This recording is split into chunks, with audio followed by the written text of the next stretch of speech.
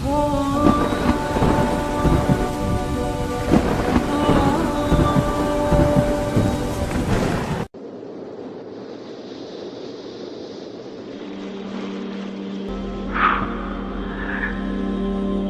कौम की बच्चियां नाच गाने को अपना शिआर और शौक बना लें, उनकी नस्ल से अब खालिद बिन वलीद नहीं पैदा हो सकते, नाचने वाले ही पैदा होंगे।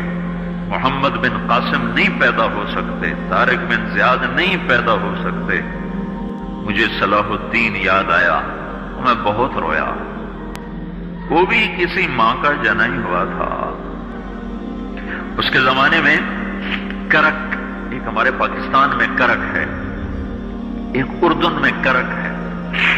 ऊंची पहाड़ी पर वो शहर है, बड़ा दुश्वार किला है। उस पर एक हुक्मरान था ईसा, उसका नाम था रिजनाल्ड। तो करक के करीब से काफिले गुजरते थे हज के। तो उसने एक दफा हाजियों के काफिले पे हमला किया और कहने लगा, बुलाओ अपने मोहम्मद को, तुम्हारी मदद कर। और सारे हाजियों को तातेक कर दिया। और दूसरी दफा उसने बहरी बेड़ा तैयार की और मदीने पर हमला करने के लिए वो बंदरगाह तक पहुंचा यम्बू की, लेकिन मौसमी हालात साजगार न थे तो वापस हो गया। तो हित्तीन की लड़ाई हुई है फलस्तीन में, जिसमें सारा यूरोप अपनी ताकत के साथ मैदान में उतरा था। और इधर तन्हा सलाहुद्दीन अयूबी रहमतुल्लाह अलैह अकेला उस लश्कर से टकराया था और उन्हें उसमें सारी रोमन एम्पायर को शिकस्त हुई थी। तो बड़े बड़े बादशाह उसमें गिरफ्तार हुए। तो उसमें रिजनाल्ड भी गिरफ्तार होकर आया। तो कोई 12 बादशाह थे रियासतों के जो सामने उसके पेश किए गए। तो प्यास की शिद्दत से सबका बुरा हाल था।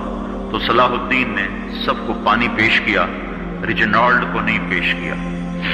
तो यरूशलेम का जो बादशाह था हमफरे, उसने अपना पानी बचा के उसको दिया। तो सलाहुद्दीन ने कहा, ये पानी तू दे रहा है, मैं नहीं दे रहा हूं। इस्लाम में यह है, जब किसी को पानी पिला दो तो उस पर तुम हाथ नहीं उठा सकते, ये अमन की निशानी। तो सलाहुद्दीन ने फौरन उसे कहा, ये पानी तूने दिया, मैंने नहीं दिया। तो फिर उन्होंने रिजनाल्ड को इस्लाम की दावत दी कि तू मुसलमान हो जा, मैं तुझे दावत देता हूं। उसने इनकार कर दिया, मैं नहीं होता। तो उन्होंने कहा, मैंने तेरे कत्ल की 2 दफा कसम खाई थी। एक जब तू मदीने पे हमला आवर हुआ था तो मैंने कसम खाई थी मैं तुझे अपने हाथों से कत्ल करूंगा। और दूसरी दफा जब तुमने हाजियों पे हमला करके कहा था बुलाओ मोहम्मद को, तो मैंने कसम खाई थी कि मुझे अल्लाह ने मौका दिया तो मैं अपने हाथ से तेरी गर्दन उड़ाऊंगा। आज मोहम्मद का अदना गुलाम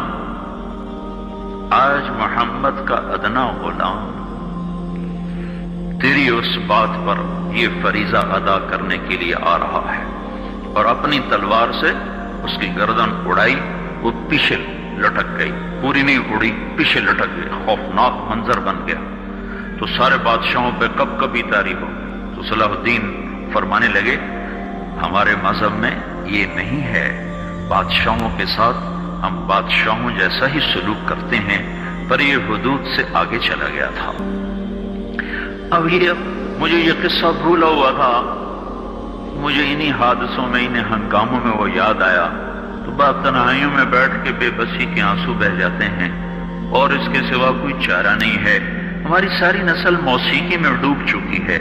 जो बदन सुरताल पे थरकते हों, जो बदन मौसीकी के ऊपर हिलते हों, रक्स में आते हों, उन पे कांटे ही उगेंगे, उन पे सलाहुद्दीन का फूल नहीं उग सकता, उनमें मोहम्मद बिन कासिम के फूल नहीं उग सकते। बांझ हो गई है हमारी नस्ल।